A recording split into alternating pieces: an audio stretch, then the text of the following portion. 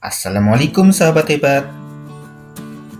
Berjumpa lagi dengan pembahasan Tryout ASPT MKKS. Kita lanjutkan bagian kedua, yaitu literasi membaca, bagian kedua membaca sastra, nomor 12 sampai dengan 20, paket 1 dan 2.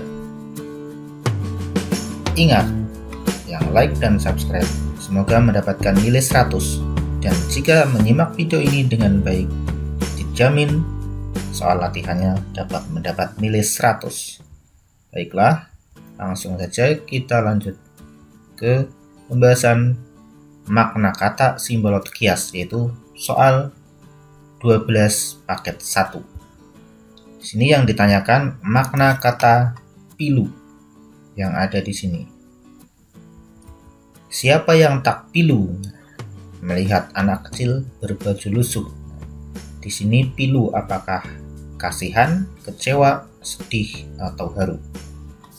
Jika dilihat dari artinya, pilu itu berarti sangat sedih, terharu, atau rawan. Nah, di sini tentunya bisa diterapkan dengan siapa yang tak kasihan. Nah, ini kurang tepat. Siapa yang tak kecewa? Siapa yang tak sedih? Nah, di sini juga sedih yang paling tepat.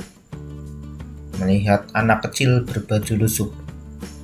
Kalau haru juga kurang tepat. Jadi yang tepat adalah C, sedih. Untuk yang paket kedua yang ditanyakan adalah makna lengah, di mana ada di dalam baris kedua ini. Jangan lengah dengan buayan zaman. Apakah lalai, serakah, sombong, atau putus asa? Ternyata lengah berarti lalai. Maknanya lalai. Yang cocok adalah A. Ini, jangan lalai dengan buayan zaman. Nah, pas ya. Selanjutnya adalah unsur intrinsik karya sastra, yaitu di sini watak tokoh. Soal 13 paket 1. Watak Pak Marhadi pada tersebut. Di sini ada baik hati dan mudah bergaul dengan semua orang. Berarti di sini adalah ramah. Kemudian ada lagi di sini tidak mudah emosi, berarti sabar. Maka yang cocok adalah 3 dan 5. C.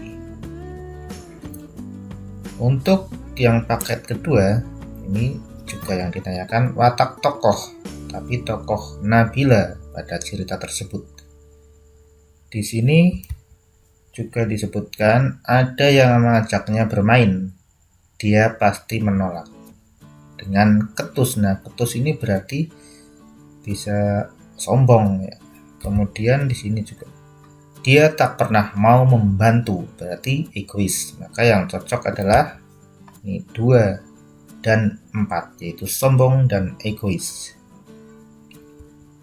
Lanjut ke pembahasan soal latar.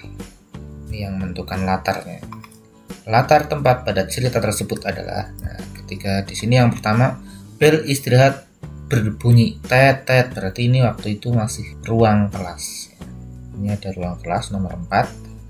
Kemudian di sini juga, oh tentu saja, jawab Vera sambil mendekat Tina yang menyeruput es teh di kantin. Ini juga berarti ada kantin di sini. Tepat.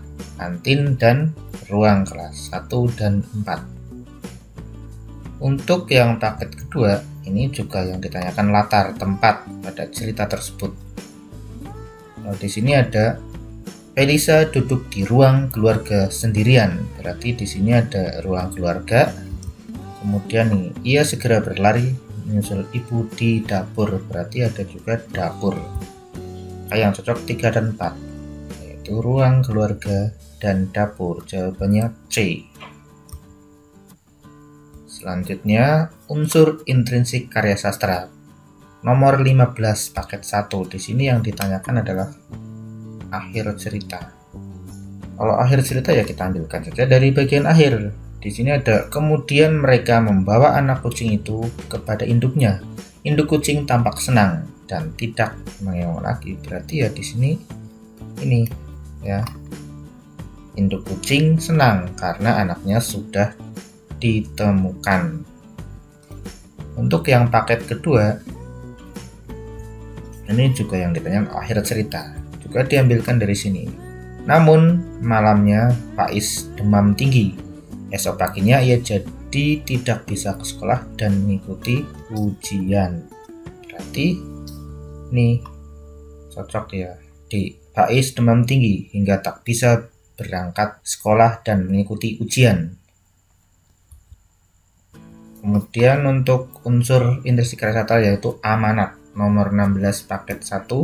Di sini yang ditanyakan amanat cerita tersebut terdapat pada pernyataan nomor. Nah, di sini ada suatu hari istrinya berkata, "Pak, bagaimana kalau angsa ini kita sembelih saja? Kita akan mendapat banyak telur tanpa menunggu lama." Usul Butan ini berarti udah mulai serakah ini, padahal sudah dapat telur emas setiap hari.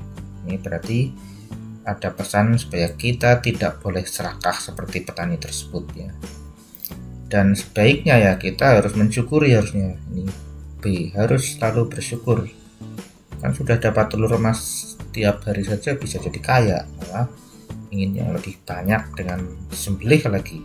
Misalnya, maka yang tepat adalah ini 1 dan 2. Kemudian yang paket kedua juga ini amanat yang tepat untuk cerita tersebut adalah, nah kalau kita lihat di sini ada Dinda pun menyesal, ia akhirnya menyadari bahwa kesehatan itu sangat penting. Berarti di sini pentingnya menjaga kesehatan. Kemudian ada juga di sini Dinda sangat bersyukur karena telah diberikan kesehatan kembali. Ini berarti di sini yang tepat 1 dan 2 ini. Mensyukuri apa yang telah kita miliki juga termasuk. Jadi jawabannya A, 1 dan 2. Lanjut ke soal 17 paket 1. Ini tentang memaknai bagian teks yang dimaknai ini. Maksud pernyataan yang dicetak tebal pada teks tersebut adalah ini. Apakah artinya kita bersahabat kalau aku tidak dapat membantumu, kata Kera. Di sini maknanya adalah A, yaitu mereka bersahabat, maka Kera akan membantu memanjat pohon pisang. Selanjutnya untuk yang paket kedua ini juga makna bagian cerita yang dicetak tebal. Wajah Alif pucat pasi, ia tidak bisa berpikir jernih. Nah, di sini maksudnya adalah ini D, Alif takut ibu marah karena vas kesayangannya pecah. Kalau Alif marah kan nggak mungkin. Alif bosan ini bukan dari bagian yang dicetak tebal. Ibu marah sehingga Alif tak tahu harus bagaimana.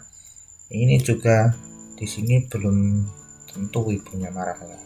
Tapi yang jelas kalau yang wajah Alif pucat ini ya karena dia takut ibunya marah karena vas kesayangan dari ibunya itu dipecahkan oleh Alif. Selanjutnya untuk menyimpulkan, ini informasi tersirat dalam karya sastra tapi yang ditanyakan nanti kesimpulannya. Soal 18 paket 1. Kesimpulan yang tepat untuk teks cerita tersebut adalah ini di sini ada Timun Emas pun kembali ke rumah dan hidup bahagia bersama Mbok Sarni. Berarti di sini ini yang paling cocok. C. Timun Emas selamat dan hidup bahagia bersama Mbok Sarni. Kemudian untuk yang paket kedua juga ditanyakan kesimpulan sesuai dengan cerita tersebut. Di sini juga di akhir cerita yang Albi pun menyesali perbuatannya. Ia berjanji akan berubah. Ada di B. Albi menyadari kesalahannya dan berjanji untuk berubah. Selanjutnya adalah soal 19 paket 1. Ini memprediksi kejadian berdasarkan isi cerita. Ini yang ditanyakan apa yang akan terjadi jika genteng di kelas belum diperbaiki. Nah, di sini ada ini. Sebelum diperbaiki, pagi-pagi meja, kursi, dan buku basah terkena hujan. Ini sebelum diperbaiki, maka hal yang akan terjadi jika genteng di kelas belum diperbaiki ya ini. Nah, meja, kursi, dan buku basah terkena hujan yang masuk genteng bocor. Yang paket kedua ini juga ditanyakan apa yang terjadi jika adik mengindahkan peringatan ibu. Mengindahkan artinya mempedulikan. Di sini kan akhirnya adik jatuh karena tidak peduli atau mengindahkan nasihat ibunya. Nah, yang ditanyakan jika adik mengindahkan ibunya, tentunya tidak akan jatuh. Jadi beberapa kali ibu memperingatkan adik agar berjalan hati-hati karena jalannya licin, namun adik tak mengindahkan peringatan tersebut. Maka jika tidak mengindahkan, jatuh. Karena mengindahkan, maka jika mengindahkan, maka adik tidak akan jatuh tergelincir, begitu ya. Ya, dibolak-balik aja ya.